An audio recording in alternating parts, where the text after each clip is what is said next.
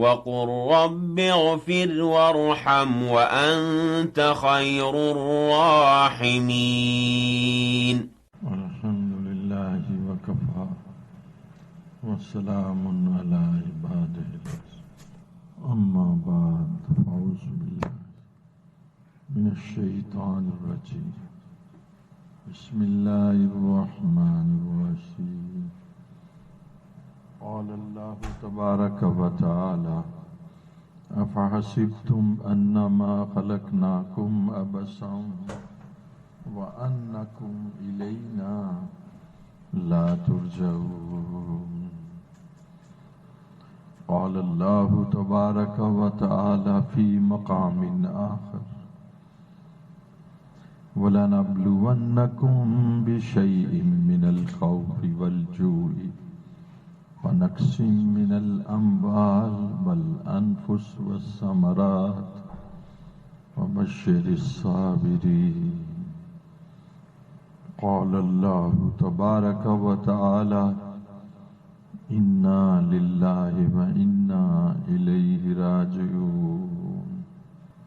سبحان ربك رب العزة عما يصفون وسلام على المرسلين والحمد لله رب العالمين.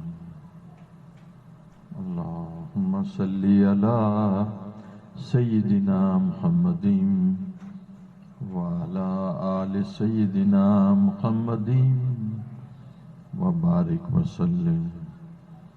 جزا اللہ عنا محمدا ما هو اہلہ وصلی اللہ علی النبی الأمی. اس دنیا کی جو اصل حقیقت ہے اس سے ہمیں غفلت ہے. یہ دنیا اتنی جلدی چھوٹ جاتی ہے اور سارے تعلقات یہیں رہ جاتے ہیں.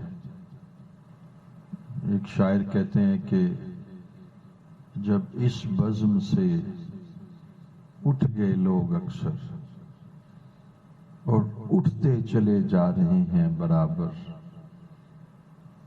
جب یہ ہے منظر پیش نظر،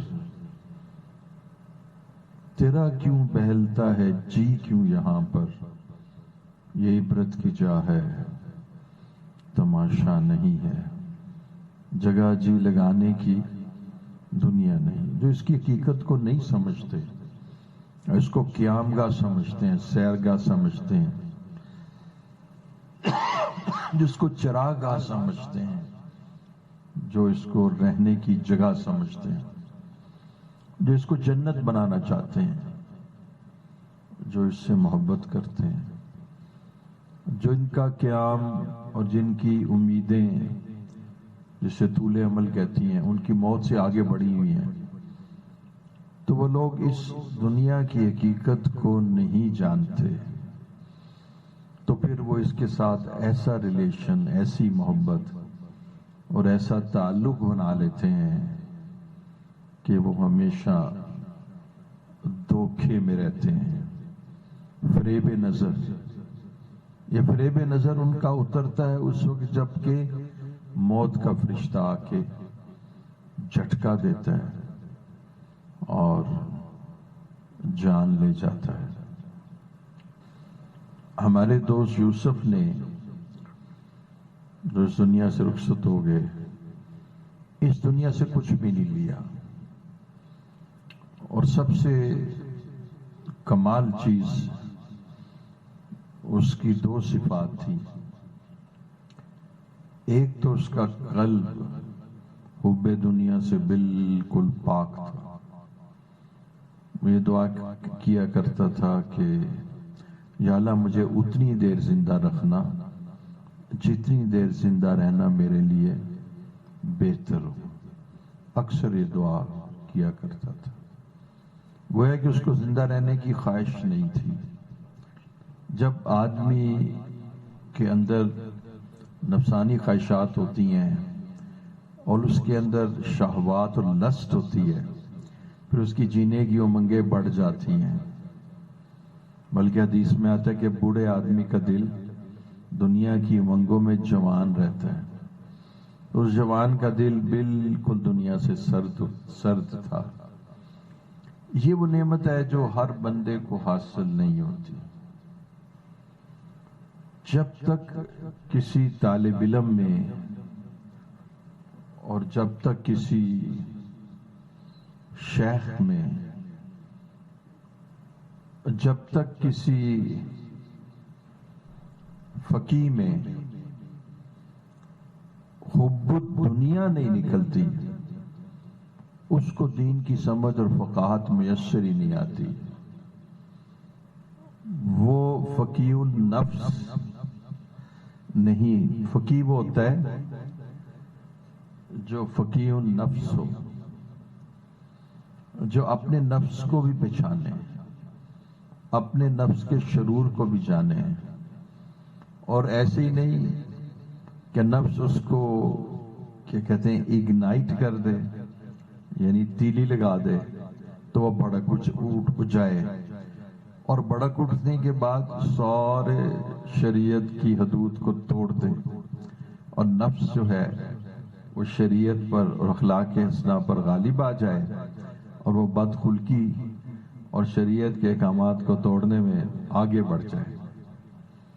تو بعض لوگ ایسے بھی ہیں کہ جو دین کا کام کرتے ہیں لیکن ان کا نفس بڑا قوی ہوتا ہے، انہیں نفس کو تربیت نہیں دی ہوتی، دنیا ان کے اندر بڑی مضبوط ہوتی ہے، وہ کبھی دنیا ان کے اندر ایک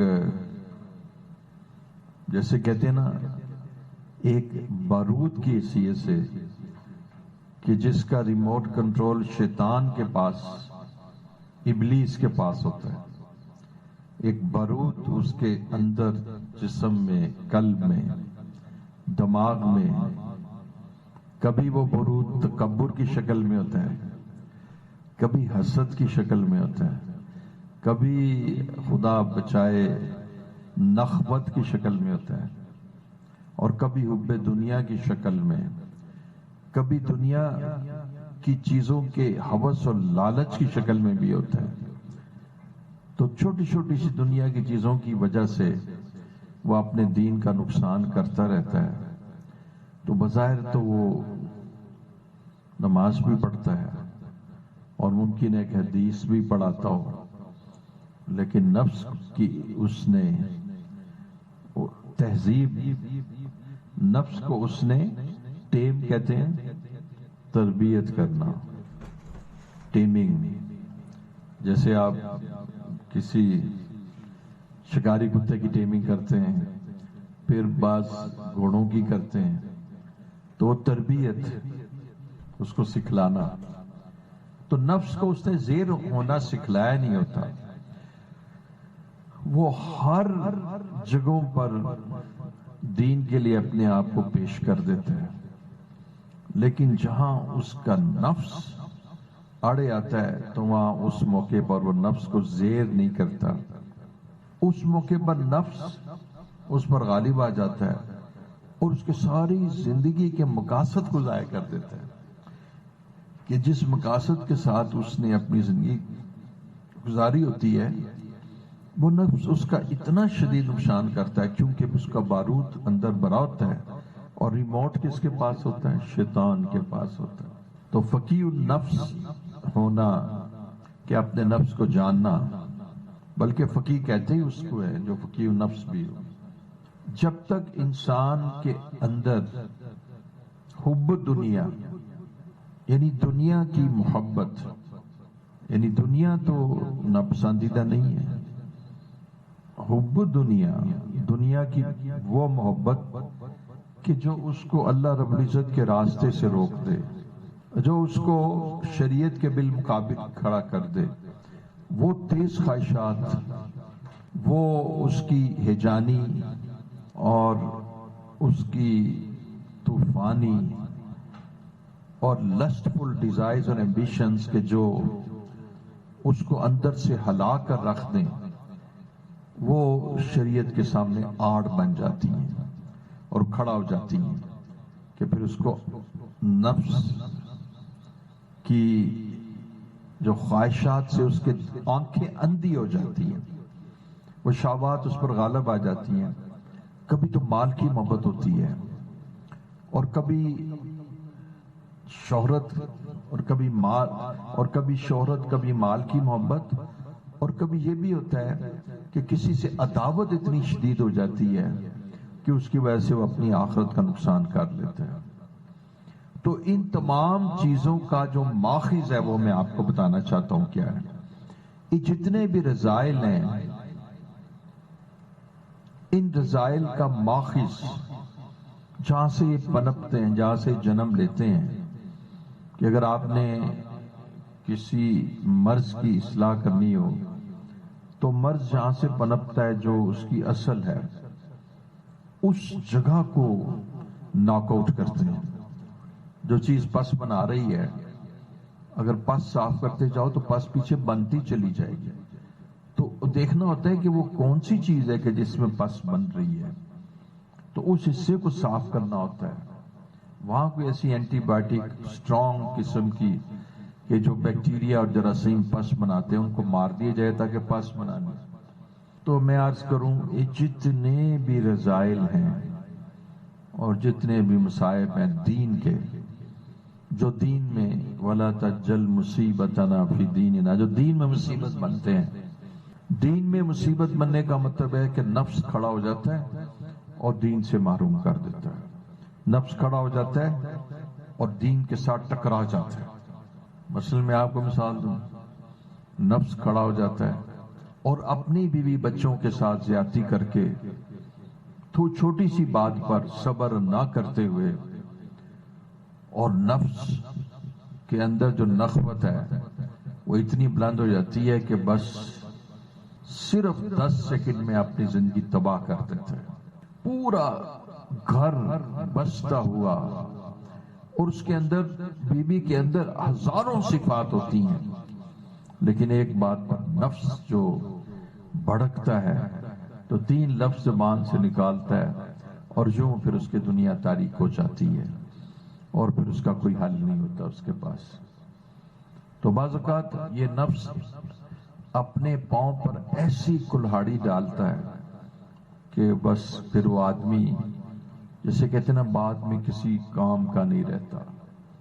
لہذا اس نفس کو زیر کرنا اور اس کو تہذیب دینا اور اس کو شریعت کی لگام دینا اور اس کو کمزور کرنا اور اس کو روح کے تابع کرنا، اس نفس کے گھوڑے کو روح کے تابع کرنا، اس کو سوار کے تابع کرنا، کہ اس نفس کے گھوڑے پر روح سوار ہے، اس کو سوار کے تابع کرنا، اسی کا نام تزکیہ نفس ہے۔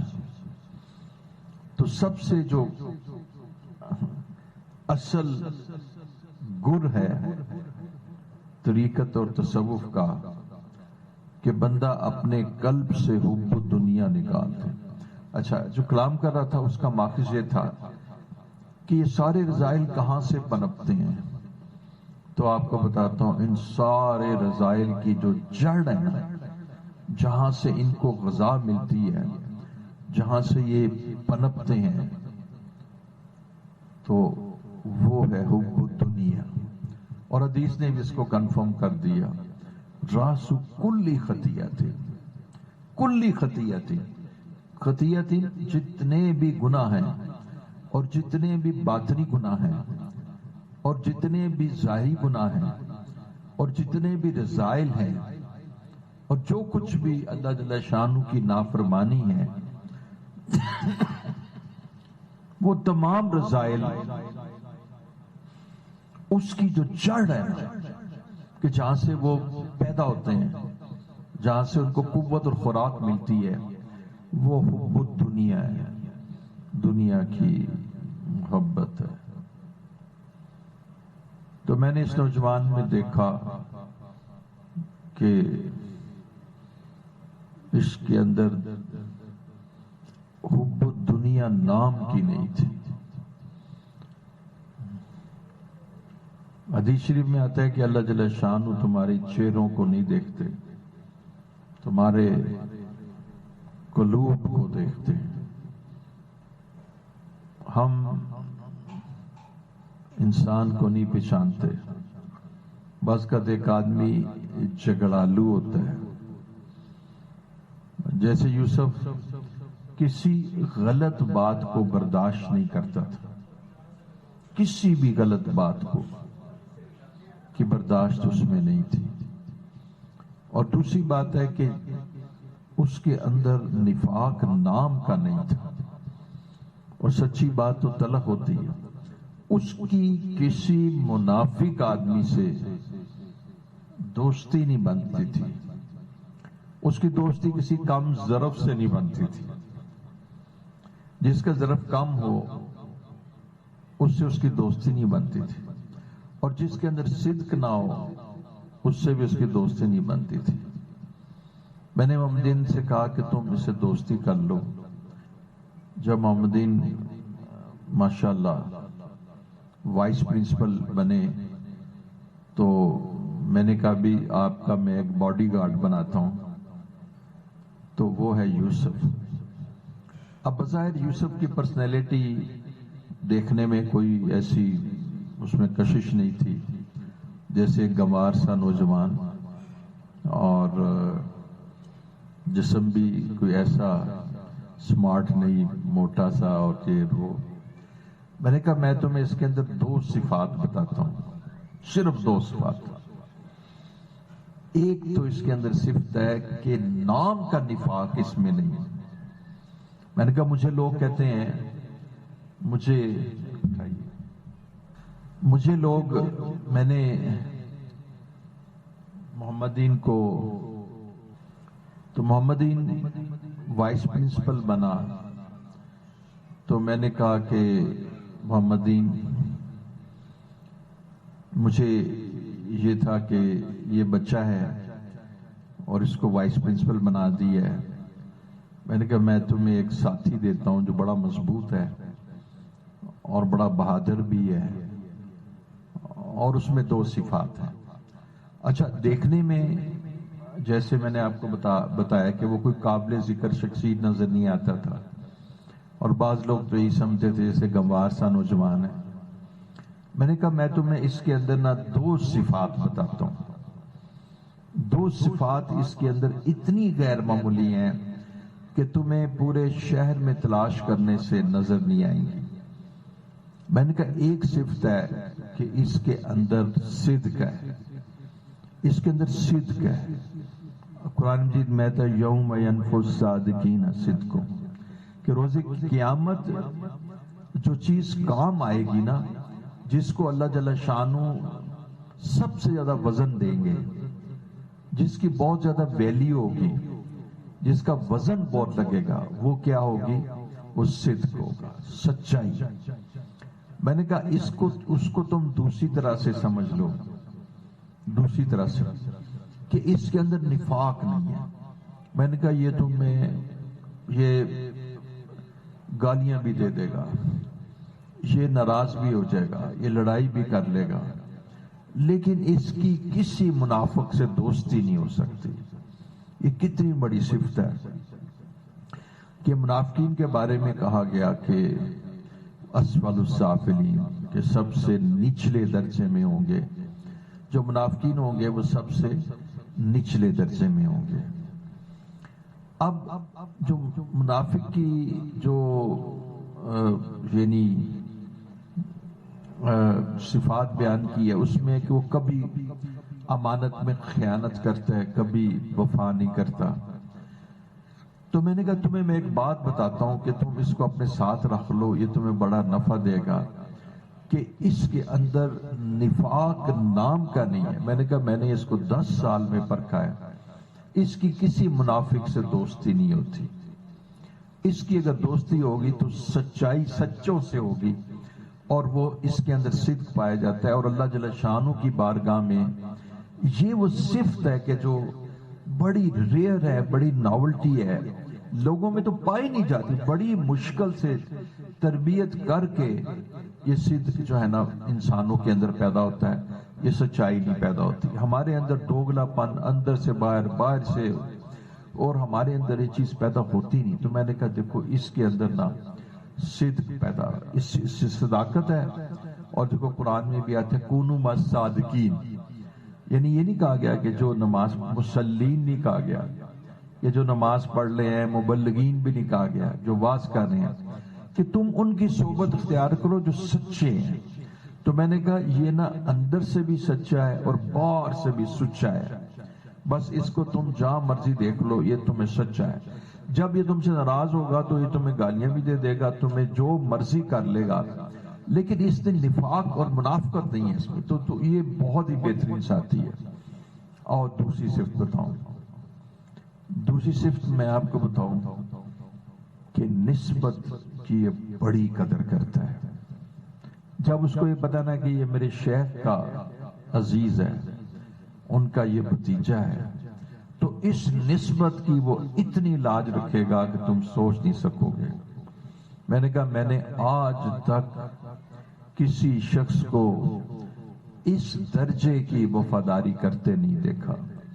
یعنی جب اس نے دوستی اور جب اس نے بیعت ہوا، اس وقت سے لے کر آج وفات تک جس طرح سے اس نے وفاداری اور جس طرح سے اس نے نسبت کی لاج رکھی، اس کی کوئی مثل ہی نہیں پہ. تو میں نے کہا دیکھو سب سے بڑی بات پتہ کیا ہے کہ یہ وفادار ہے اور یہ اپنی وفاداری کو نبھا کے چھوڑے گا. اور واقعتاً ایسے ہی ہوا کہ اس نے نسبت کی بھی لاج رکھی اور وفاداری کو بھی اس نے یہ جو ایام گزرے اس میں اس نے محمدین کے ساتھ جو دوستی کا اور جو خیال رکھنے کا جو حق تھا نا، وہ ادا کر دی. آج وہ میرے پاس بچہ آیا تو اس نے آ کے مجھے کچھ آس کے حالات بتائے. ایک دم میں نے کہا محمدین اوہو تم تو اکیلے آئے ہو میرے پاس. پھر میں نے کہا انا للہ و انا الیہ راجعون. تو حضرت ابن عباس رضی اللہ تعالیٰ عنہ جب ان کے والد کا انتقال ہو گیا تو لوگ تعزیت کرنے کے لیے آئے. تو انہوں نے کہا کہ دیکھیں وہ اس دنیا میں تھا، میرے والد صاحب اس دنیا میں تھے، لیکن بات یہ ہے کہ وہ اس سے بہتر جگہ پر چلے گئے ہیں، اور جن کے پاس چلے گئے ہیں وہ اللہ ہیں، اور اللہ نے ان کی بہت پذیرائی کی.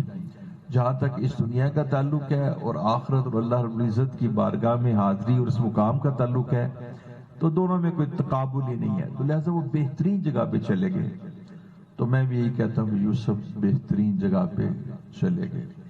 پھر کہہ لیا کہ دیکھو کہ اگر آپ صبر کریں تو آپ کا ساتھی اس سے بہترین آپ کو مل سکتا ہے.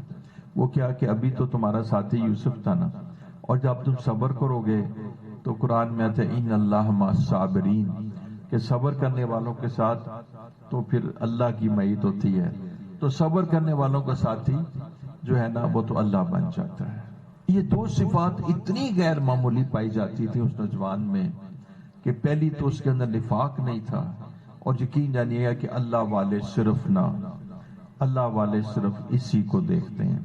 یقین جانیے کہ بندوں کو جو نسبت منتقل ہوتی ہے جو اکابر کی، تو اس کے اندر سب سے پہلے قلب دیکھا جاتا ہے کہ اگر اس قلب میں نفاق ہو تو جتنی مرضی صاحب صفات ہو اس کو کچھ میسر نہیں آتا. تو ایک اس میں نفاق نہیں تھا، صدق تھا. اس کا معنی ہے کہ اس میں کیا چیز تھی؟ صدق تھا. اور دوسری چیز کیا تھی؟ دوسری چیز یہ تھی کہ اللہ وفاداری بشرط استواری اصل ایمان ہے، وہ وفاداری تھی.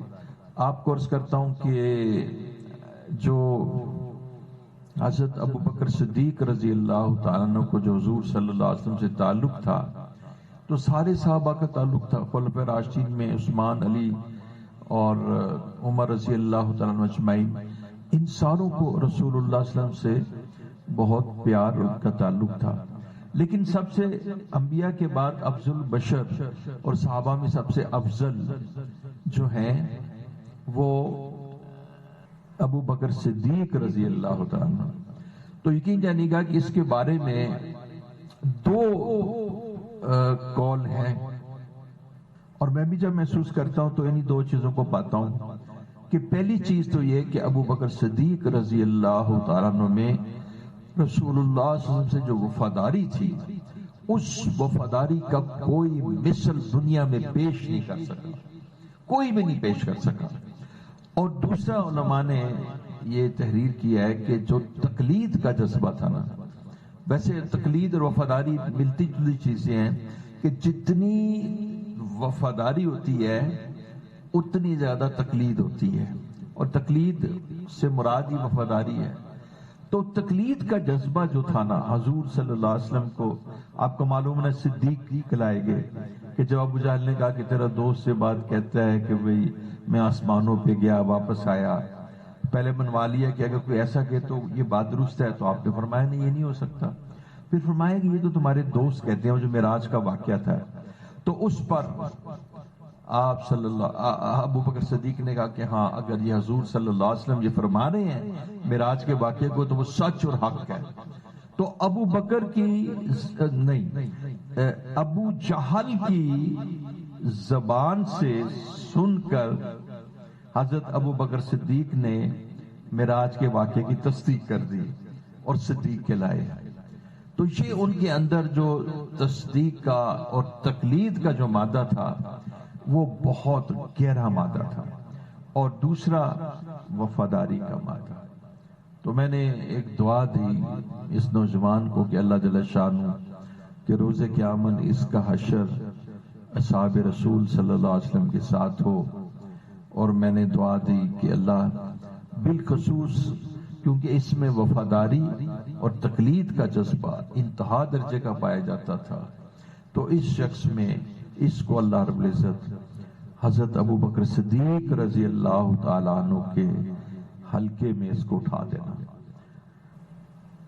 اس نے ارادہ کیا تھا کہ میں نے اس دنیا سے کچھ نہیں لینا، میں نے اس دنیا سے کچھ نہیں لینا۔ آپ دیکھیے کہ اس کا جو کیلیبر، ایک کیلیبر لفظ استعمال ہوتا ہے کہ ایک آدمی کا کیلیبر ہے۔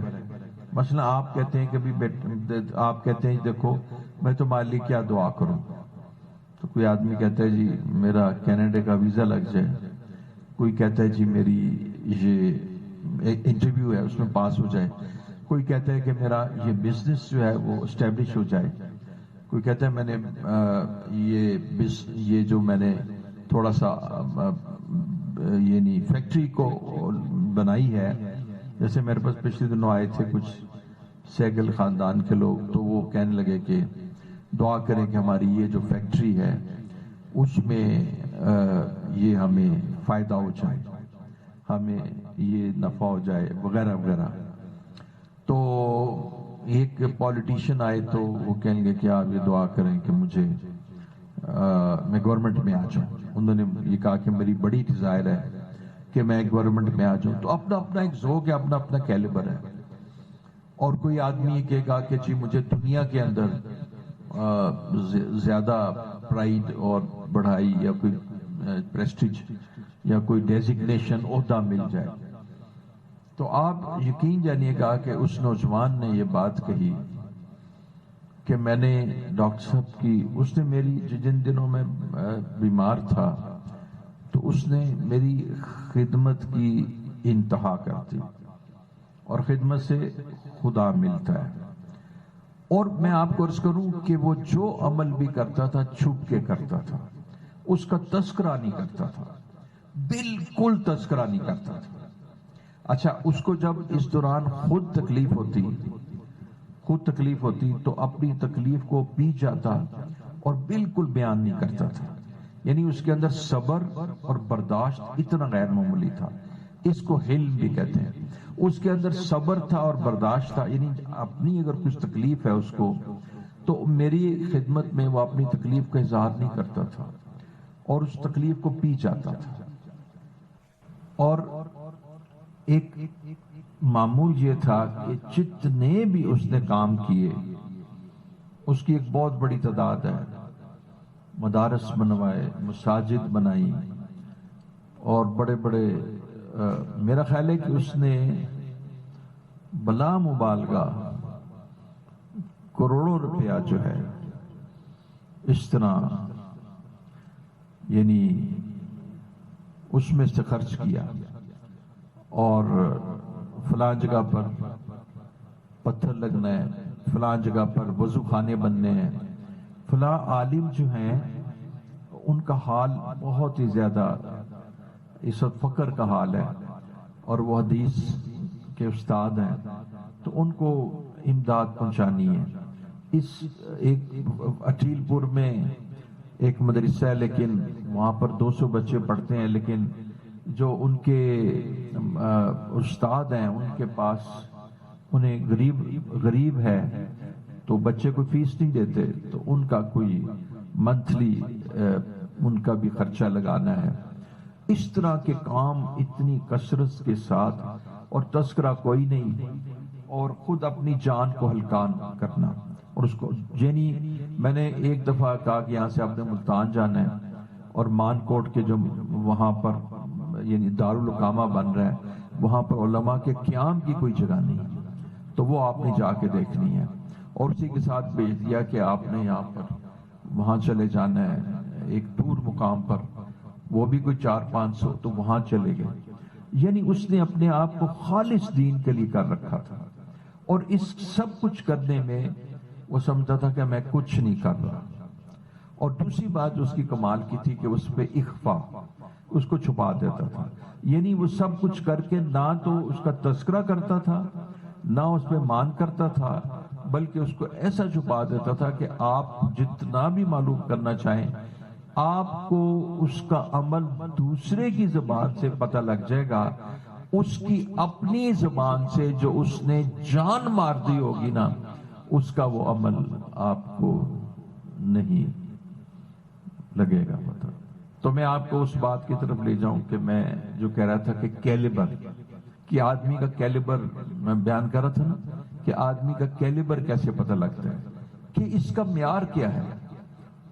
تو اس نے جو اس وقت اس عاجز کی بہت بیمار تھا، خدمت کی، میں نے اس کے لیے بہت دعا کی، تو ایک دفعہ اس نے اپنے ایک ساتھی سے کہا کہ میں نے حضرت ڈاکٹر صاحب کی خدمت کی تو اللہ جل شانہ نے مجھے 2 عظیم اجر دیے، 2 عظیم اجر دیے۔ یہ دیکھیں یہاں سے پتہ لگتا ہے کہ اس کی کل دنیا کیا تھی، اس کی سوچ کیا تھی۔ اس کی سوچ میں کوئی نام کا بھی دنیا کا کوئی شائبہ بھی نہیں تھا۔ اس نے کہا ایک تو مجھے آس میں خدمت کا موقع مل گیا۔ اللہ، میں نے کہا کوئی بڑی بات ہوگی، کچھ اور چیز ہوگی، کوئی معرفت کی۔ اس نے کہا مجھے آس میں خدمت کا موقع مل گیا۔ آس کے اندر میں گیا، میرے مسجد بنوائی اور متعلقہ کچھ بہت ساری کنسٹرکشن کروائی، وہ ساری چیزیں جو تھی قرآن اور حدیث کے لیے استعمال ہونی تھی۔ کہیں دارالقرآن ہے، کہیں دارالقامہ ہے، کہیں اسکول ہے، ان تمام کا جو مقاصد ہے وہ خدمت قرآن ہے، خدمت دین ہے۔ یہ کوئی خدا نہ، یہ کوئی سیکٹریٹ کے اندر خدمت تو نہیں تھی کہ جہاں منسٹرز نے اور ایم این ایز نے اور وہاں بیوروکریٹس نے آ کے بیٹھنا ہے۔ یہ تو فقراء کی بیٹھک تھی کہ جہاں قرآن پڑھانے والے، تفسیر پڑھانے والے، ہدایہ پڑھانے والے، جلالین پڑھانے والے، ان طلباء کی، ان علماء کی خدمت کرنا، ان کی ضرورت کو پورا کرنا، ان کے مطبخ کو دیکھنا، ان کے یعنی ڈیری جو تھی، جو بڑی عمدہ قسم کی ڈیری بنائی کہ جس میں دودھ اعلیٰ کوالٹی کا ملنا شروع ہو گیا۔ کیٹرنگ شروع کر دی کہ جہاں پر یعنی اعلیٰ قسم کی خوراک ملنا شروع ہو گئی۔ اور یقین جانیے گا کہ پچھلے 6 ماہ میں کتنے پیسے کما کے آس کو دیے، اور یہ ساری اس کے ذہن میں تھا کہ بس یہ میرا زندگی کا مقصد ہے، اور یہی میری عمل کی آخری انتہا ہے، اور یہی میری زندگی کا منشا ہے، اور مجھے بس یہی چاہیے تھا کہ یہ مجھے مل گیا، اور مجھے کوئی شے مقصود نہیں۔ اب دیکھیے اس میں آپ بتائیے کیا سراپا خدمت ہے، اور اللہ والوں کی خدمت ہے، اور قرآن و حدیث کی خدمت ہے، تو سچ پوچھئے اس میں وہ اپنا وفاداری کا حق پورا کر کے چلا گیا۔ اور دوسری چیز آپ کو تعجب ہوگی، وہ آپ کو سمجھ میں نہیں آئے گی۔ تو اس نے چاہا کہ میں اس دنیا میں کسی سے دوستی بھی کر لوں، مطلب دوستی سے یہاں مراد تھی کہ میں دنیا سے تو دوستی کر نہیں سکتا، اور میری دوستی ہو بھی نہیں سکتی دنیا سے، کیونکہ دنیا تو اپرچونسٹ ہے۔ توبہ، وہی ایک بات کہا کرتا تھا، آپ کو میں بتاؤں، وہی لفظ میں نے اسے سنے، فلاں شخص فلاں آدمی جو ہے نا اپنی بوٹی کے لیے دوسرے کا بکرا ذبح کر دیتا ہے۔ یہ میں نے محاورہ بھی اس سے سیکھا اور سمجھا بھی اس سے، اور وہ اکثر کہتا ہے اس کے پاس نہ جانا، وہ اپنی بوٹی کے لیے دوسرے کا جو ہے نا بکرا بھی ذبح کر دیتے ہیں۔ اب میں ایسی چھوٹی چھوٹی سی باتیں ہیں، میں آپ کو بتاؤں کہ وہ میرے ڈاکٹر صاحب کے جو بیٹی اور ان داماد، وہ ان کا اس لیے کہنے لگا کہ مکان میں بنا دیتا ہوں، مکان بنانا شروع کر دیا۔ میرا یہ خیال ہے کہ یہ شہر لاہور کے اندر اس سے بہتر مکان نہیں بن سکتا۔ اس کی وجہ میں آپ کو بتاتا ہوں۔ اس کی وجہ یہ ہے کہ یہ مکان اس نے مال پیسے کے لیے نہیں بنانا، یہ مکان اس نے بنانا ہے کہ یہ حضرت ڈاکٹر صاحب کی بیٹی ہے اور اس کو ڈاکٹر صاحب سے نسبت ہے، تو میں اب میرا کام جو ہے نا اس سے مجھے اللہ کی نسبت حاصل ہوگی۔ اب فاروق صاحب تشریف فرمائیں، فوراً سمجھیں گے کہ فاروق صاحب اگر اس نے ریت لینی ہے تو ریت سب سے اعلیٰ لینی ہے، اگر اس نے اینٹ لینی ہے تو اینٹ سب سے اعلیٰ لینی ہے، اگر اس نے بجری لینی ہے، اگر سیمنٹ لینا ہے، اگر اس نے وہ کیا اس کو کہتے ہیں لیبر لینی ہے تو سب سے مہنگی لینی ہے، اور اس نے اس چیز کو قطعاً نہیں دیکھنا کہ مجھے کیا بچتا ہے، مجھے کیا بچتا ہے۔ اس کو کہتے ہیں کیلیبر، اس سے کہتے ہیں حب دنیا سے اس کو کوئی واسطہ نہیں تھا۔ یعنی آج آپ کو تعجب ہوگا کہ یہ میں باتیں کر رہا ہوں، دیکھیں اب مجھے کہتے تھے یار تم نے ایسے گنوار آدمی کو اپنے ساتھ رکھا ہوا، میں کہتا تجھے کیا بتاؤں، یہ کیا یہ اللہ کا دوست ہے، یہ صادقین میں سے ہے، اس میں صدق ہے۔ مجھے 2-3 ساتھیوں نے کہا یہ جو آپ نے یوسف کو رکھا ہوا ہے نا، یہ آپ سے ملنے نہیں جتنا لوگوں کو ڈانٹتا ہے، کہتا نہیں اس وقت ملنے کا وقت، ڈاکٹر صاحب آرام کر رہے ہیں، تو یہ آپ نے کیا گوار آدمی بات رکھا ہے، میں کہ تجھے کیا بتاؤں میں کیا گوار۔ اللہ والے جو نا موتیوں کو پہچانتے ہیں، نگینوں کو پہچانتے ہیں۔ اللہ جل شانہ تمہارے چہروں کو نہیں دیکھتے، اللہ جل شانہ تمہارے قلوب کو دیکھتے ہیں۔ آج یوسف اپنے مقصد کو پا چکا ہے، اللہ رب العزت نے اس کی بہت قدر کی ہے۔ ہاں حضور صلی اللہ علیہ وسلم کی بارگاہ میں بھی پذیر آئی ہوئی ہے، مدینہ منورہ سے بھی خبر آئی ہے، وہاں کے رہنے والوں نے بھی مجھے خبر بھیجی ہے۔ یہ کیا چیز تھی؟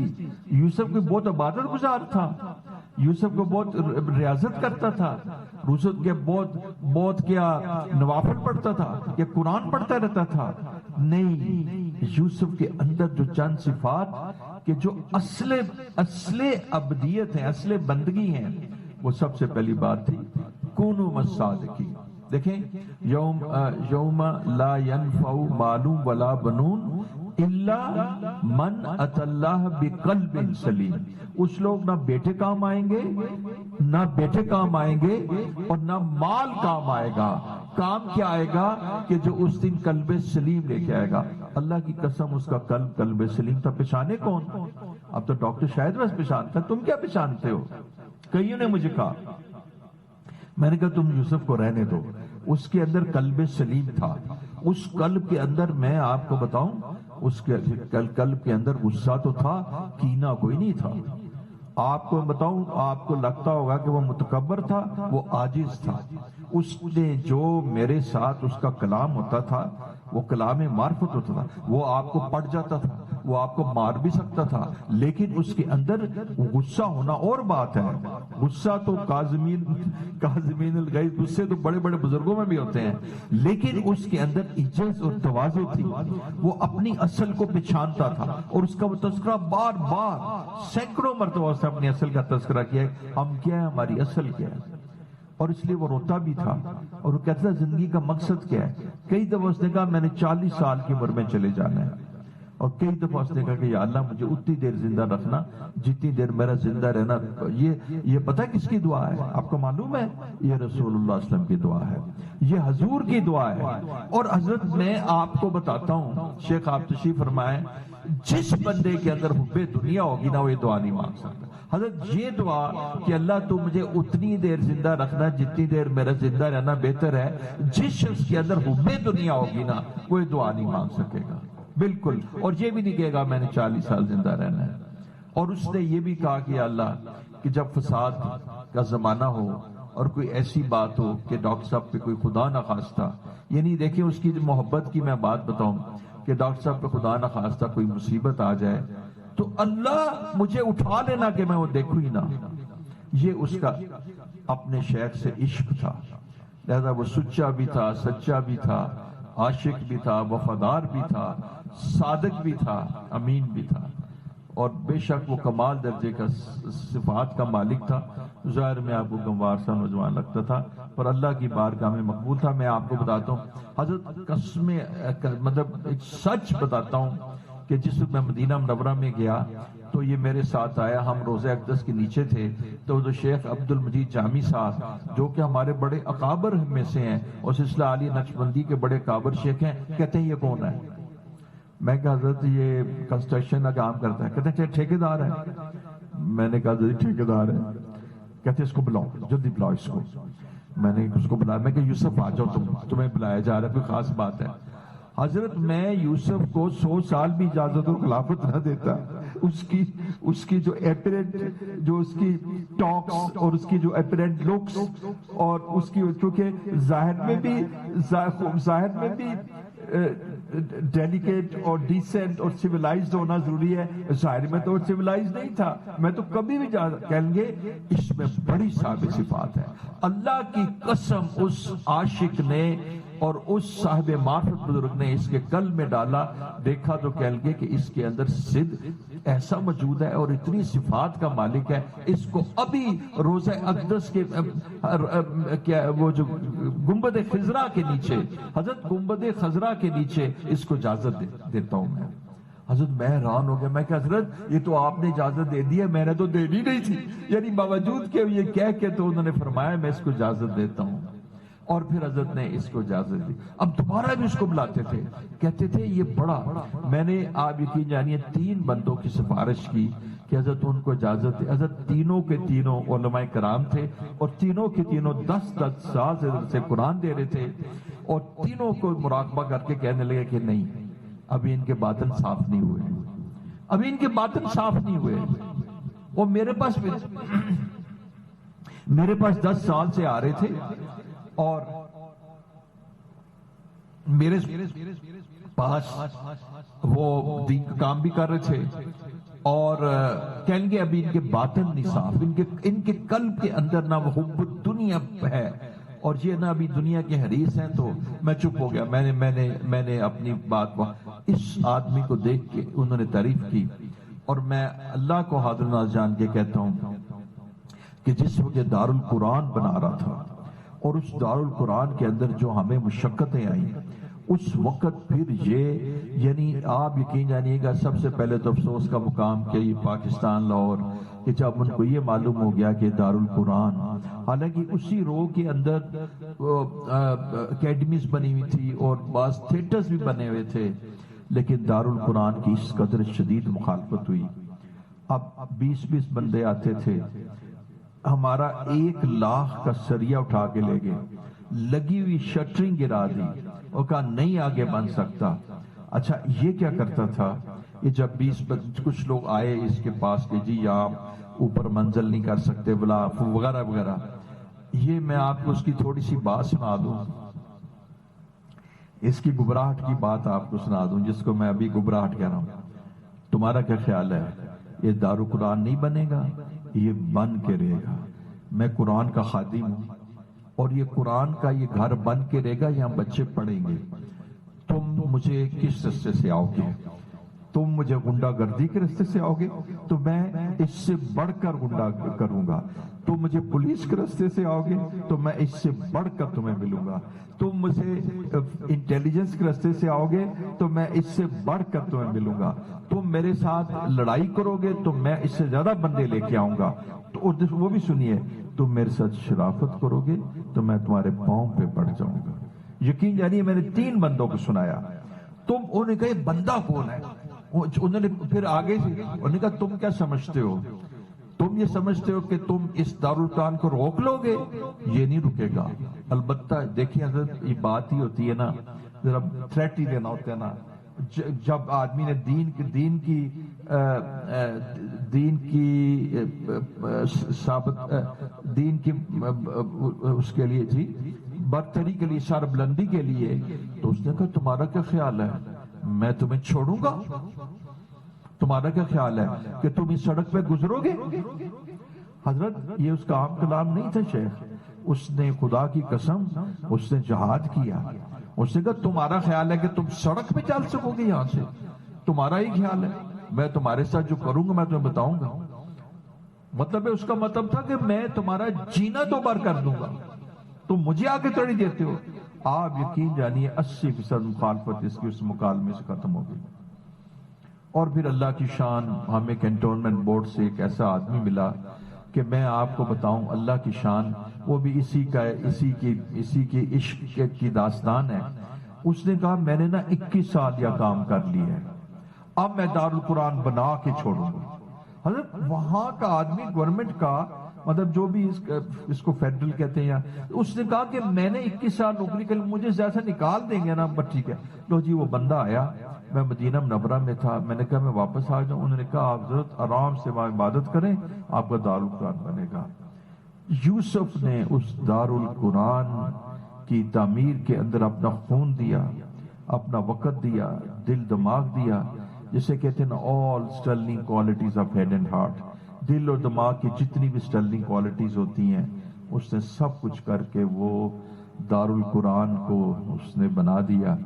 آج یہ دارالقرآن اس کے عشق الہی اور عشق قرآن کی داستان ہے.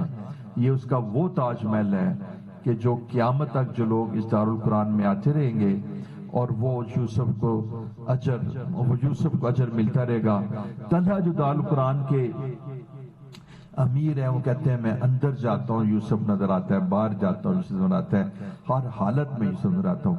16 قرآن حضرت، 16 قرآن شیخ دیکھیے، 16 قرآن وفات سے پہلے نہیں دفنانے سے پہلے، 16 قرآن دفنانے سے پہلے یوسف کے نامہ مال میں پڑھے جا چکے تھے. شیخ یہ وہ ہیں جو لوگوں نے مجھے بتائے ہیں اور جو لوگوں نے نہیں بتائے. اور جس وقت میں نے مان کوٹ کے اندر یعنی ملتان میں بتایا کہ یوسف، تو وہ کل پھر وہاں سے چل کے ادھر آ گئے. یعنی وہ شیخ الحدیث اتنے بڑے آدمی وہ یوسف کی تعزیت کے لیے میرے پاس آ گئے. انہوں نے مجھے کچھ حسایا وغیرہ، کچھ میرے سے معاملہ کیا، کچھ مجھے بھی ٹھیک کیا، ورنہ میرے دماغ پہ بھی اثر ہو رہا تھا. اور انہوں نے کہا جس دن یوسف کی وفات ہوئی اسی دن ہم نے وہاں سے یوسف کے لیے اصالہ ثواب کرنا شروع کر دیا. شیخ یہ کوئی زبردستی ہوتا ہے، یہ کوئی حکم سے ہوتا ہے، یہ تو دلوں سے ہوتا ہے. جو دلوں کو فتح کر لے وہی فاتح زمانہ. اچھا اب میں آپ کو کیلیبر کی بات پا رہا تھا، تو ایک حصہ میں نے بتا دیا اور دوسرا حصہ میں نے نہیں بتایا. تو پہلا اس نے کہا کہ مجھے تو بس جو دنیا میں چاہیے تھا وہ آس تھا. حضرت آس کیا ہے یار؟ آس کیا ہے؟ یہ کوئی امریکہ ہے، یہ نیو یارک ہے، یہ ہانگ کانگ ہے، اور یار یہ کوئی سونے کا پہاڑ ہے، یہ کوئی زمرد کا پہاڑ ہے، یار یہ فقراء کی ایک جماعت ہے، یہ اللہ والوں کے ایک جماعت ہے کہ جس کے اندر قرآن اور حدیث کی محنت ہوتی ہے. وہ کہتا تھا اس کی خدمت کا مجھے موقع شاید ملے گا نہیں ملے گا، یا شاید یہ بہت بڑا اعزاز ہے. حضرت جہاں سے اس کا عشق الہی کا حال اور جہاں سے اس کے اللہ کی عظمت جو اس کے دل میں اور قرآن اس کا حال دیکھیے. اور دوسری بات میں بتاتے ہوئے پھر رک جاتا ہوں. کہتے ہیں دوسری جو مجھے نعمت ملی، مجھے محمد دین مل گیا. حضرت محمد دین وہ آپ تو جانتے ہیں وہ ایک نیک بچہ، اس لیے کہ اس نے کسی وزیر اعظم سے دوستی تو لگانی نہیں تھی، اس نے دوستی کسی M N A M P سے تو لگانی نہیں تھی، اس نے تو دوستی کسی اللہ والے سے. اس نے کہا ایک نوجوان کہ جو مجھے میسر آ گیا کہ جو وہاں پر وائس پرنسپل ہے اور وہ مجھ سے لے گا کام اور ہم دونوں مل کے کریں گے دین کا کام. بس وہ اسی سرفروشی کے ساتھ اور جن فشانی کے ساتھ کبھی شیخ وہ نہ پتھر لینے کے لیے. ابھی حضرت آپ کو بتاؤں کیا واقعہ ہوا کہ کل فون آیا، انہوں نے کہا جی میں تو کھڑا ہوا 2 دن سے، اللہ اکبر، ادھر یہ جو ہے رائیونٹ روڈ کے اوپر، اور پتھر آیا ہوا ہے. میں یوسف کو ڈائل کرتا ہوں، یوسف کو ڈائل کر رہا ہوں میں، تو یوسف میرے رسپانس نہیں دیتا. پتھر یوسف نے سلیکٹ کیا.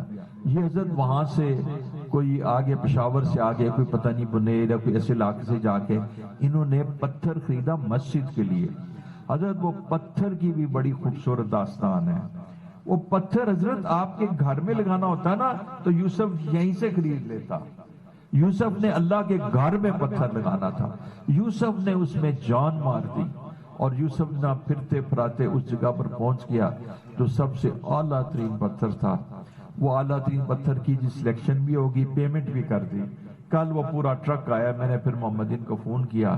میں نے کہا محمدین وہ تو اس کو تو پتہ ہی نہیں اڈا پلاٹ کہاں ہے، فوری طور پہ جاؤ. اور پھر اس کو وہ آ گیا تھا نا، پھر وہاں جا کے پتھر جو ہے نا تو یہ اس کی کل زندگی تھی. مسجد بنانا، اللہ کا گھر بنانا. اور دوسری بات بھی سن لیجئے کہ اگر کوئی طالب علم بیمار نظر آ جائے، حضرت طالب علم بیمار، طالب علموں کو کون پوچھتا ہے؟ یہ تو فقیر لوگ ہیں، ان سے تمہیں کیا ملنا ہے؟ اور یار کسی چیف سیکرٹری کی، کسی بیوروکریٹ کی، یار کسی ایم این اے کی کوئی ٹریٹمنٹ کرو، اس کی خدمت کرو، اس کا اجر تو ملے. نہیں، اس کو صرف محمد دین چاہیے تھا کہ ایک فقیر کہ جو اس کی زندگی کو شریعت کے تابع کر دے، کیونکہ وہ عالم ہے. یوسف تو عالم نہیں ہے. ایک فقیر کہ جو اس کو صراط مستقیم پر گامزن رکھے. ایک فقیر کہ جس وقت وہ کہیں غصے میں ادھر آ جائے تو وہ اس کو جو ہے نا صبر کی اور شریعت کی اور اخلاق حسنہ کی لگام دینے کی دعوت اور ترغیب دے دے. یہ حضرت دو چیزیں اس کی اساسہ تھیں. ذرا دیکھیے اس کے اندر کوئی نام کی بھی اور جہاں پر میں نا چونکہ یوسف کا تذکرہ ہے تو میں وفاداری کی ایک بات آپ کو مزید سنا دیتا ہوں. ایسی کیا ہے کہ جب مضمون ہی مکمل ہو جائے گا نا شیخ، میں آپ کو بتاؤں کہ وفاداری بشرط استواری اصل ایمان ہے. آپ کہتے ہیں اللہ والے اندھے ہوتے ہیں، آپ اندھے ہوتے ہیں، اللہ والے اندھے نہیں ہوتے. آپ چہروں کو دیکھتے ہیں، اللہ والے قلوب کو دیکھتے ہیں. حضرت ہماری وہ بیٹی تھی، آپ کچھ ہے وہ جس کو لیوکیمیا ہوا، بلڈ کینسر ہوا، پھر آپ کو معلوم ہے ڈاکٹر صاحب کی وہ بچی کا نام بھی کلثوم، اللہ اس کے درجات بلند فرمائے، آمین کہہ دے، اللہ اس کی قبر کو نور سے بھر دے، آمین. اچھا، اب وہ دیکھیے کہ وہ نا اس کی جو تھی اس کی کیا کہتے ہیں وہ جو بون میرو ٹرانسپلانٹیشن. اچھا، بون میرو ٹرانسپلانٹیشن ہونی تھی اس کی. جب وہ بچی کو کیمو تھراپی لگی اور وہ بچی کیور نہ ہوئی تو ڈاکٹرز کی رائے تھی کہ اس کی اب بون میرو ٹرانسپلانٹیشن ہوگی. حضرت آپ کو پتا ہے کہ امریکہ سے کرائیں تو تقریباً 1 کروڑ سوا کروڑ لگتا ہے، اور یہاں بھی اگر خاں سے کرائیں 50 لاکھ 60 لاکھ 70 لاکھ وہ لگتا ہے. وہ اچھا ایک اتنی کاسٹلی. تو اللہ کا شکر ہے، اللہ تعالیٰ نے ڈاکٹر صاحب کو عزتیں دی ہیں اور اللہ تعالیٰ کا شکر ہے کہ وہ کام کرتے ہیں. تو مجھے یوسف میرے پاس آیا تو کہنے لگا کہ میرا ایک پلاٹ ہے وہ میں نے نہ رکھا ہوا ہے، تو وہ میں نے کچھ سیل پہ کرنا تھا لیکن میں نے نہیں کیا. میں نے کہا کیوں، کیا خیریت ہے، کوئی بات ہے؟ کہنے لگا وہ میں آپ کو بتاؤں گا. اچھا، پھر کہنے لگا کہ یہ پلاٹ کی وہ مجھے وہ لے لیں. وہ میں نے کہا یوسف سمجھ نہیں آ رہی تم نے کیا کرنا ہے. کہتے ہیں وہ نا ممکن ہے کہ ڈاکٹر صاحب کے پاس پیسے کم ہوں، ڈاکٹر صاحب کے پاس پیسے کم ہوں تو ممکن ہے کہ وہ اس وقت ضرورت پیش آئے، تو میں اس کو اس وقت تک نہیں بیچوں گا جب تک کہ بون میرو نہ ہو، اور جیسے ہی ان کو پیسے کی ضرورت ہو تو یہ پلاٹ بیچ کے تو آپ نا وہ 50 لاکھ اس کے لیے 50 روپے تھے اپنے شیخ کے لیے اور اپنے اللہ کے راستے پہ خرچ کرنے کے لیے، رسول اللہ صلی اللہ علیہ وسلم کے اوپر خرچ کرنے کے لیے 50 لاکھ اس کے لیے 50 روپے تھے. جیسے آپ 500 کا برگر کھا لیتے ہیں، اس کے لیے اپنے شیخ کے لیے 50 لاکھ روپے پیش کرنا ایک بڑی معمولی بات تھی. تو میں آپ کو صرف اتنا بتانا چاہتا ہوں کہ میں ایک قرآن کی آیت پڑھتا ہوں حضرت، وہ ہے کہ من المؤمنین رجال صدقوا ما عہد اللہ، کہ مومنین میں سے کچھ ایسے رجال ہیں، ایسے نوجوان ہیں کہ جنہوں نے صدقوا، کہ جنہوں نے سچ کر دکھایا. معاہد اللہ علیہ، کہ جنہوں نے اللہ جل شانہ کے ساتھ جو وعدہ کیا وہ وعدہ جو ہے نا وہ پورا کر دیا۔ تو میں آپ کو ایک شعر پڑھتا ہوں، جو تجھ بن نہ جینے کو کہتے تھے ہم، جو تجھ بن نہ جینے کو کہتے تھے ہم، اس عہد کو ہم وفا کر چلے۔ جو تجھ بن نہ جینے کو کہتے تھے ہم نے عہد کیا تھا کہ اللہ تیرے لیے جئیں گے، تیرے لیے سانس لیں گے، تیرے لیے مریں گے، ہم اس دنیا سے کچھ نہیں لینا۔ جو تجھ بن نہ جینے کو کہتے تھے ہم، اس عہد کو بھی ہم وفا کر چلے۔ فقیرانہ آئے صدا کر چلے، میاں خوش رہو ہم دعا کر چلے۔ بس میں آپ کو کہتا ہوں کہ آخرت کی تیاری کیجئے۔ ہوا کے دوش پہ رکھے ہوئے چراغ ہیں ہم، جو بجھ گئے تو ہوا سے شکایتیں کیسی۔ ہمارے یوسف کے محترم بھائی تشریف فرمائیں، ایک عجیب بات بتائی، عجیب، یعنی میں عرض کروں کہ ان کو بھی یہ بھی اس کو انٹرپریٹ نہیں کر سکتے۔ یوسف الفاروق صاحب، عبد الرازق، یوسف کی ذرا ہمت اور حوصلہ اور اولو العزم ہونا اور عزیمت دیکھیے کہ کہتے ہیں کہ وفات کے پہلے یوسف بالکل اپنی چارپائی سے کھڑا ہو گیا۔ میں نے پوچھا 3 منٹ حضرت، میں نے یہ پوچھا تھا نا 3 منٹ پہلے، کہنے لگے نہیں 30 منٹ پہلے بھی، 30 سیکنڈ پہلے بھی نہیں، 20 سیکنڈ پہلے، 10 سیکنڈ پہلے۔ شیخ ذرا سنیے گا، یہ عینی شاہد کہ وفات سے پہلے یوسف 10 سیکنڈ پہلے اپنی وہ ہاسپٹل میں سے کھڑا ہو گیا، اور کھڑا ہو کے جیسے اس نے رکوع کیا اور تقریباً سجدہ ہی کیا، اور پھر وہ سٹاف نرس نے اس کو کہا بھی کہ آپ کیا کر رہے ہیں، آپ کیوں اٹھ گئے ہیں، اور اس کے ساتھ یوسف جو ہے نیچے گر گیا، اور اشہد اللہ الہ الا اللہ کے ساتھ اس نے جان آفری کے حوالے کر دی۔ جو تجھ بن نہ جینے کو کہتے تھے ہم، اس عہد کو بھی ہم وفا کر چلے۔ فقیرانہ آئے صدا کر چلے، میاں خوش رہو ہم دعا کر چلے۔ ہستی اپنی حباب کی سی ہے، حباب یعنی بلبلے، یہ نمائش سراب کی سی ہے۔ چشم حقیقت کھول اس عالم پر، یہاں کی اوقات خواب کی سی ہے۔ اور اخیر میں وہ کچھ اشعار ہیں وہ پڑھ دیتا ہوں، وہ کوئی مرثیہ نہیں ہے لیکن وہ ایک دل کا ایک جذبہ ہے، اور ہم اللہ تعالیٰ کی رضا سے راضی ہیں۔ یوسف بہترین جگہ پہ چلا گیا، یوسف اس نجس دنیا کو دیکھ کر اعلیٰ ترین، اب وہ جنت میں قبر اس کی جنت کا باغ ہے، تو کون ہے کہ جنت کے باغ سے واپس آنے کی تمنا کرے، تو بہترین جگہ پہ ہے، وہ قابل رشک ہے۔ بس میں اتنا کہتا ہوں کہ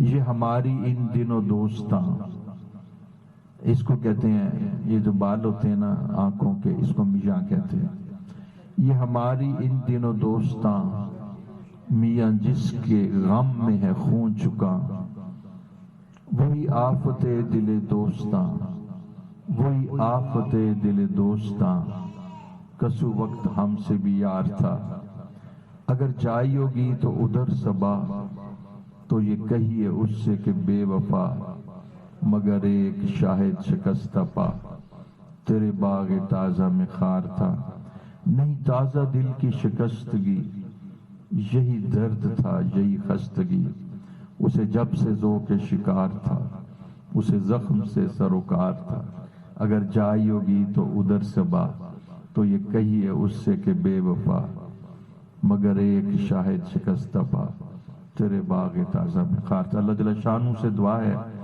اللہ تعالیٰ یوسف کے درجات بلند فرمائے، اور اس کا جو صدق کا لگایا ہوا پودا ہے دارالقرآن، اس کو اس کے لیے یعنی جب تک یہ دنیا قائم ہے اس کے لیے ذریعہ آخرت بنائے، اور جو اس نے آج کے اندر خدمات انجام دی مسجد میں اور مختلف شکلوں میں، اس کی کوئی نظیر ہی نہیں ہے۔ یعنی مجھے حضرت منور صدیقی صاحب دامت برکاتہم کہنے لگے کہ ڈاکٹر صاحب میں، حضرت ایک اور بات یاد آئی، ڈاکٹر صاحب میں اس میں اس نوجوان کا ساری عمر بھی شکریہ ادا کرنا چاہوں تو نہیں کر سکتا. جس طریقے سے اس نے سارا نظام کام کر کے ساری کنسٹرکشن کی اور ساری چیزوں کو صاف کر کے دودھ کا دودھ پانی کا کر. تو ایک دن مجھے پوچھنے لگے کہ ایک بات بتانی ضروری ہے. پوچھنے لگی کہ اس کو میں کیا دوں. میں نے کہا وہ تنخواہ لینا تو پسند نہیں کرتا, اب کیا کریں. میں نے کہا 1 لاکھ روپیہ دے دیں. لو جی, انہوں نے یوسف کو 1 لاکھ روپیہ دے دیا. یوسف نے نہ لیا, انہوں نے جیب میں ڈال دیا. یوسف نے وہ 1 لاکھ روپیہ مجھے دے دیا. میں نے کہا یوسف پلیز, تمہیں ضرورت بھی ہے اور تمہارا کوئی اور ایسا کوئی معاش بھی تو نہیں ہے, تو تم تو سارا وقت ہی اللہ کے رستے میں لگا رہے ہو, تو یہ 1 لاکھ روپیہ تم رکھ لو.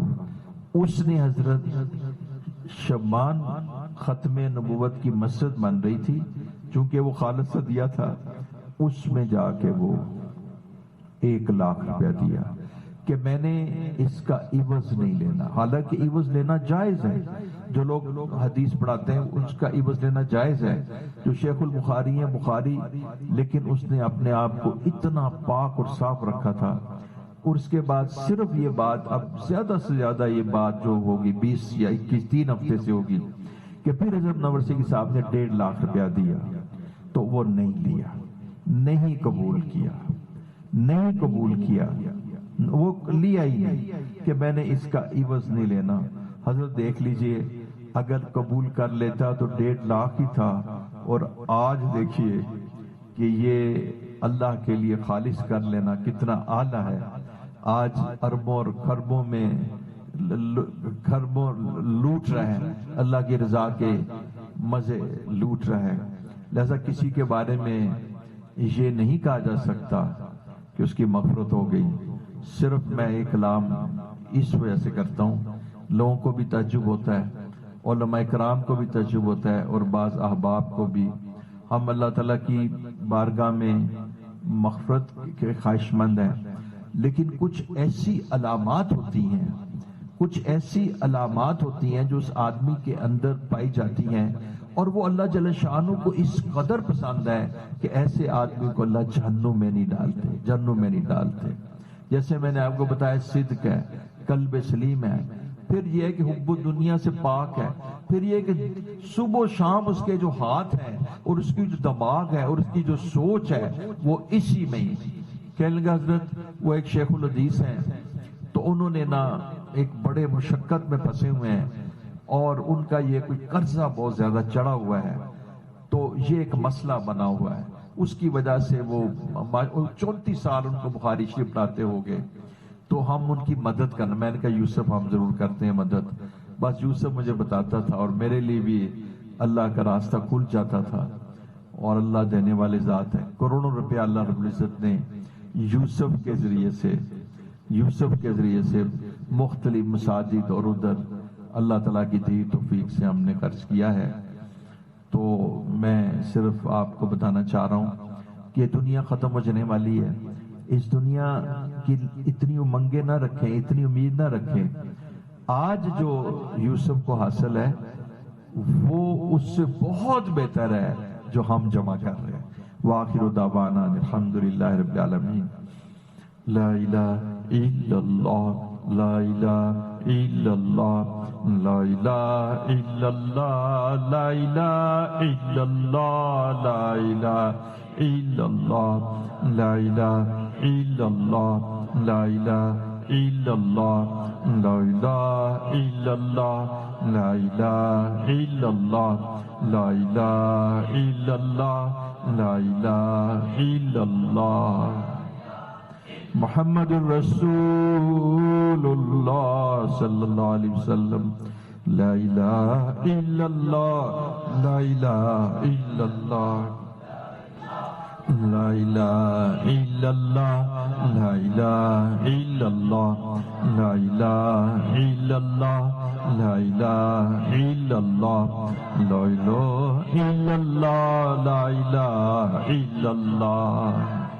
لا الہ الا اللہ لا الہ الا اللہ لا الہ الا اللہ لا الہ الا اللہ پیارے اللہ میرے اللہ لا الہ الا اللہ لا الہ الا اللہ لا الہ الا اللہ لا الہ الا اللہ لا الہ الا اللہ لا الہ الا اللہ لا الہ الا اللہ لا الہ الا اللہ لا الہ الا اللہ لا الہ الا اللہ لا الہ الا اللہ لا الہ الا اللہ لا الہ الا اللہ لا الہ الا اللہ لا الہ الا اللہ لا الہ الا اللہ لا الہ الا اللہ لا الہ الا اللہ محمد الرسول صلی اللہ علیہ وسلم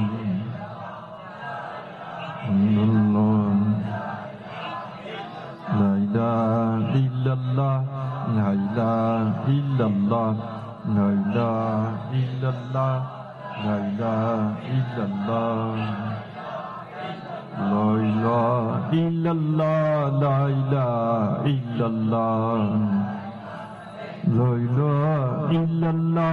لا الہ الا اللہ لا الہ الا اللہ لا الہ الا اللہ لا الہ الا اللہ لا الہ الا اللہ لا الہ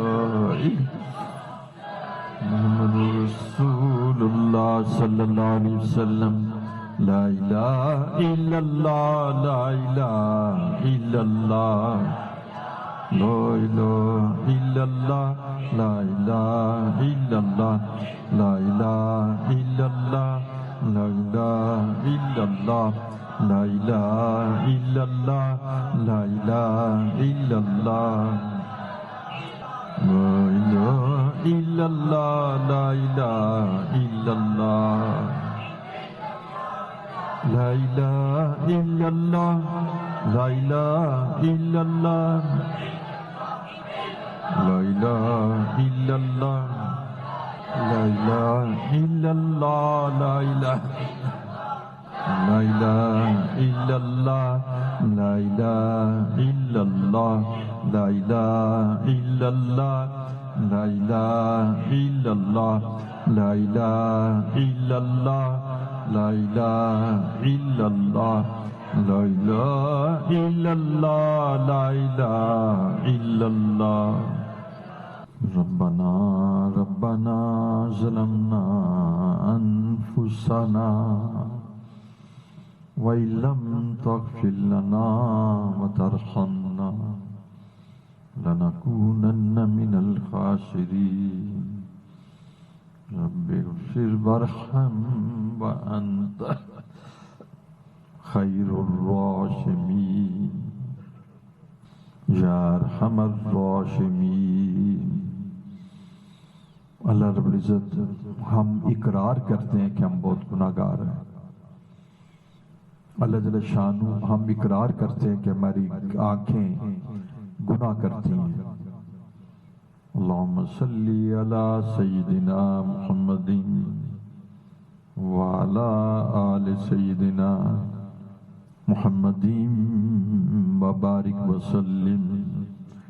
جزا اللہ عنا محمدا ما هو اہلہ وصلی اللہ علی النبی الأمی۔ اے کریم آقا، ہم اقرار کرتے ہیں اللہ کہ ہماری آنکھیں بہت گناہ کرتی ہیں، ہماری آنکھوں کے گناہ معاف فرما دے۔ اللہ، ہم اقرار کرتے ہیں کہ ہمارے کان بھی بہت گناہ کرتے ہیں، ہمارے کانوں کے گناہ معاف فرما دے۔ ہم اقرار کرتے ہیں ہماری زبان سے غیبت بھی ہوتی ہے، دل آزاری بھی ہوتی ہے، ہماری زبان سے جھوٹ بھی بولا جاتا ہے۔ اللہ رب العزت کبھی کسی کو تانا دے دیتے ہیں، گالی دیتے ہیں۔ اللہ ہماری زبان کے گناہوں کی مغفرت فرما دیجیے، زبان کے گناہوں کی مغفرت فرما دیجیے، زبان کے گناہوں کی مغفرت فرما دیجیے۔ اللہ زبان کے گناہوں کی، اللہ ہماری ران کے گناہوں کی مغفرت فرما دیجیے، ہماری شرمگاہ کے گناہوں کی مغفرت فرما دیجیے۔ اللہ ہم چیٹنگ کرتے رہتے ہیں، ہمارے ہاتھوں کے گناہوں کی مغفرت فرما دے، میسنگ کرتے رہتے ہیں، گناہ کرتے رہتے ہیں، اللہ رب العزت ہمارے گناہوں کی مغفرت فرما دیجیے۔ اے کریم آقا، اس مجلس میں اللہ تیرے جتنے بھی بندے ہیں وہ سارے گناہ گار ہیں، اللہ سر سے لے کر پاؤں تک گناہ میں مبتلا ہیں۔ اللہ کوئی نہیں کہتا کہ میں ولی ہوں، کوئی نہیں کہتا کہ میں پاکیزہ ہوں، سب بھی ندامت اور شرمندگی کے ساتھ اللہ آنکھیں جھکائے ہوئے تیرے سامنے اللہ توبہ استغفار کر رہے ہیں، کہہ رہے ہیں میری توبہ اللہ، اللہ میری توبہ، اللہ ہماری توبہ۔ استغفروا ربکم انہ کان غفارا، اے لوگو اللہ تعالیٰ سے گناہ بخشواؤ، وہ بہت کریم ہے۔ یا اللہ ہمیں معاف فرما۔ استغفر اللہ ربی، استغفر اللہ ربی، پڑھیے استغفر اللہ ربی من کل ذنب واتوب الیہ، استغفر اللہ ربی من کل ذنب واتوب الیہ، استغفر اللہ ربی من کل ذنب واتوب الیہ، استغفر اللہ ربی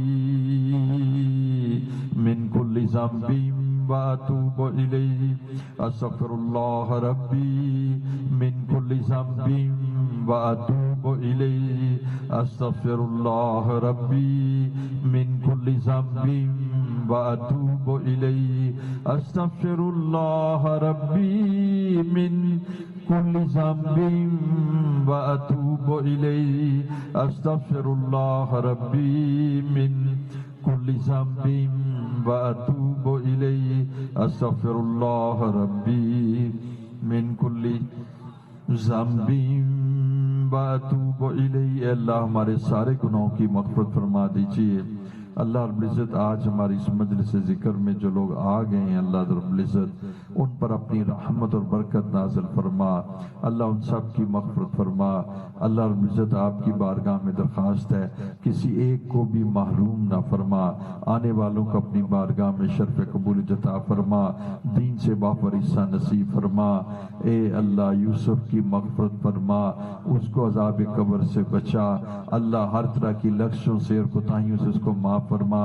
اس دنیا میں جتنی بھی کوتاہیاں اور کمیاں بتقاضۂ بشرت ہوئی اللہ اس کو معاف فرما، اللہ اس کو معاف فرما، اس کی کامل مغفرت فرما، اس کی لہد پر اللہ اپنی رحمتیں اور برکتیں نازل فرما۔ اللہ رب العزت یوسف کی قبر کو جنت کا باغ بنا دیجئے، اللہ یوسف کی قبر میں اللہ جنت کی کھڑکیاں کھول دیجئے، حد نگاہ تک وسیع کر دیجئے، اللہ اپنے انوارات سے بھر دیجئے، اللہ اس کو اپنی رضا کا پروانہ نصیب فرما دیجئے، مقبول بندوں کی صف میں شامل فرما لیجئے، روز قیامت صحابہ کی جماعت میں اللہ اس کو اٹھا لیجئے، اس پر اپنی رحمت اور برکت نازل فرما دیجئے، اللہ اس کے صدق کو قبول فرما لیجئے، اس کی وفاداری کو قبول فرما لیجئے، اس کی خدمت کو قبول فرما لیجئے، اس کی خطاؤں کو معاف فرما دیجئے، اس کے جانے کے بعد اللہ اس کے بسمانگان کو اللہ کسی مصیبت اور مشقت سے بچا لیجئے، اس کی جو گھر میں برکات تھی وہ چلا گیا، اس برکات کو قائم رکھیے، اللہ اس کے بہن بھائیوں کو عزیز و اقارب کو اللہ صبر جمیل عطا فرمائیے، اور اللہ رب العزت اس کی یوسف کی برکات سے ان کو محروم نہ کیجیے، اس کے جانے کے بعد ان کو کسی بھی مصیبت اور مشقت سے بچا لیجیے۔ اے اللہ آپ کی بارگاہ میں درخواست ہے کہ قلوب کو ہدایت کی طرف پھیر دیجیے، اللہ ہماری اس مجلس میں جو بھی آ گیا اللہ اس کو رد نہ فرمائیے، ہماری مجلس میں رد نہ فرمائیے، اللہ کسی ایک کو بھی رد نہ فرمائیے، یا اللہ جو بھی ادھر احباب ہیں اللہ انہوں نے تیرا ذکر کیا ہے اور جنہوں نے ذکر کیا ہے اور ذکر سنا ہے اللہ ذکر کی مجلس میں آ گئے ہیں، اس مجلس میں فرشتے بھی ہیں، اے کریم آقا اس فرشتوں کی مجلس میں آنے والوں کی مغفرت فرما دیجئے اور کسی ایک کو بھی ضائع نہ فرمائیے، قلوب کو ہدایت کی طرف پھیر دیجئے، ہدایت کے فیصلے فرما دیجئے، سینوں میں ہدایت کا نور داخل فرما دیجئے، ہدایت کا نور سینوں میں داخل فرما دیجئے، نور ہدایت سینوں میں داخل فرما دیجئے، قلوب کے اندر اللہ ہدایت کا نور داخل فرما دیجئے، آنے والوں کو محروم نہ فرمائیے، کسی ایک کو بھی ضائع نہ فرمائیے۔ اے اللہ تیرے جود و سخا سے، اے اللہ تیرے صرف رحمی اور کریمی سے میرے آقا تجھے سوچتا نہیں کہ کوئی آدمی آئے اور تجھے سے محروم کرتے۔ اللہ اس مجلس میں کسی کو محروم نہ کیجیے، کسی کو شکی نہ کیجیے۔ اللہ جو سب سے زیادہ گناہگار ہے، جو سب سے زیادہ سیاہکار ہے، اللہ جو سب سے زیادہ گناہوں میں مبتلا ہے، اس کی سب سے پہلے مغفرت فرما دیجیے، اس کو پاک کر دیجیے۔ اللہ دلوں کو بدل دیجیے، ہدایت کے فیصلے فرما دیجیے۔ جو خواتین ہمارے بیان سن رہی ہیں ان کے قلوب میں بھی ہدایت کا نور داخل فرما دیجیے۔ اللہ دلوں میں اپنا عشق اور محبت داخل فرما دیجیے، زندگی کا مقصد واضح فرما دیجیے، بے مقصد زندگی گزارنے سے بچا لیجیے۔ اللہ غفلتوں سے بچا لیجیے، اپنا بندہ بنا لیجیے، اپنی بندگی سکھلا دیجیے، ابدیت سکھلا دیجیے۔ اللہ دارالقرآن کو یوسف کے لیے اللہ صدقہ جاریہ بنا لیجیے۔ اللہ یوسف کے بہن بھائیوں کو اور یوسف کے عزیز و اقارب کو اللہ اپنی جانب سے جزائے خیر عطا فرما دیجیے۔ انہوں نے دین کے کام میں اس کا تعاون کیا اور اس کی مدد فرمائی، اس کو کسی نے کام سے روکا نہیں۔ اللہ ان سب پر اپنی رحمت اور برکت نازل فرما دیجیے۔ یوسف کے اللہ عزیز و اقارب پر اپنی رحمت اور برکت نازل فرما دیجیے اور ان کے قلوب کو بھی ہدایت کے نور سے بھر دیجیے، دلوں کو بدل دیجیے، دلوں کو ہدایت کی طرف پھیر دیجیے۔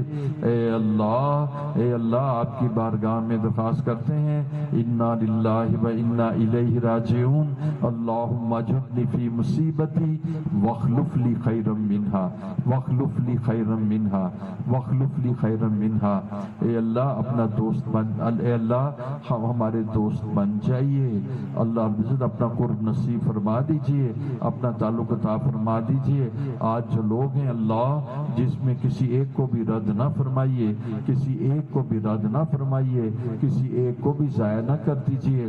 اللہ اس مجلس کی، اللہ کے ذکر کی مجلس ہے، تیرا نام بڑا بلند ہے، اس ذکر کی مجلس کی اللہ یہ قدر ہے کہ آنے والوں کو جو گناہگار ہیں، اللہ گناہوں سے اٹھے پڑے ہیں، اللہ ان کو صاف فرما دیجیے، ان کو دھو دیجیے، اللہ ان کو اپنے مقبول بندوں میں شامل فرما لیجیے، پسندیدہ بندوں میں شامل فرما لیجیے۔ اللہ اس فقیر کی مجلس میں کسی ایک کو بھی رد نہ فرمائیے، کسی ایک کو شکی نہ فرمائیے، کسی ایک کو محروم نہ فرمائیے، تو یہاں کے بیٹھ کے اللہ اس کو بھی نواز دیجیے اور اللہ تعالیٰ اپنی رحمت اور اپنی فضل اور کرم کی ٹھنڈی چھاؤں اس مجلس پر ڈال دیجیے۔ اللہ دلوں کو ہدایت کی طرف پھیر دیجیے، دلوں کی طرف اللہ ایک نگاہ مبارکہ ڈال دیجیے اور دلوں میں سے غفلت کو دور فرما دیجیے، عشق الہی کو سینوں میں داخل فرما دیجیے، سنت کی قدر و منزلت نصیب فرما دیجیے، قرآن کی عظمت دلوں میں بٹھا دیجیے، دین کی خدمت کے لیے قبول فرما لیجیے، آج کی مسجد کی تکمیل فرما دیجیے، آج کے سارے پروجیکٹس کی تکمیل فرما دیجیے۔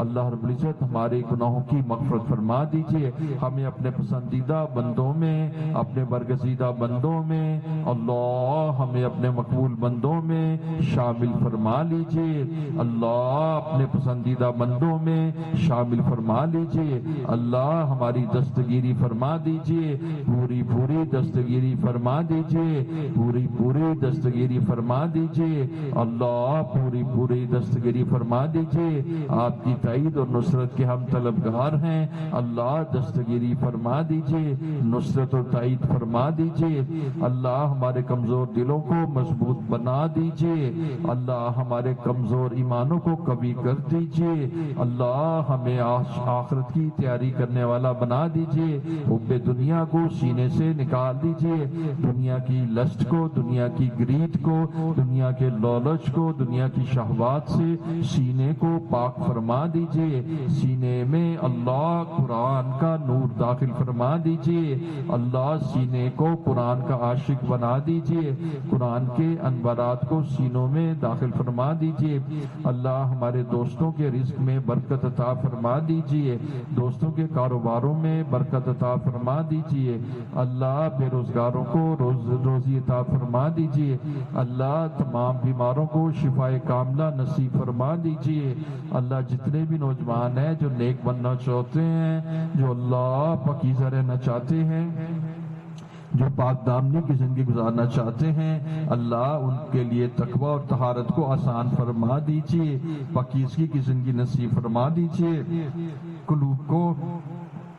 कुलूब को अल्लाह जो तेरी दो उंगलियों के दरमियान है हदायत की तरफ बदल दीजिए। हमारी इस मजलिस में किसी एक को भी ज़ाया ना फरमाइए और सबको अपनी बारगाह में शर्फ कबूलियत अता फरमाइए। और अल्लाह जो सबसे ज़्यादा गुनहगार हो उसकी सबसे पहले मग़फ़िरत फरमा दीजिए। जज़ल्लाहु अन्ना मुहम्मद माहु आहलहु व सल्लल्लाहु अला नबिय्यिल उम्मी। रब्बना तक़ब्बल मिन्ना इन्नका अंतस समीउल अलीम तुब अलैना इन्नका अंतत तव्वाबुर रहीम। व सल्लल्लाहु तआला अला खैरि खल्क़ि मुहम्मदिन व आलिहि व सहाबिहि बिरहमतिका या अरहमर राहिमीन।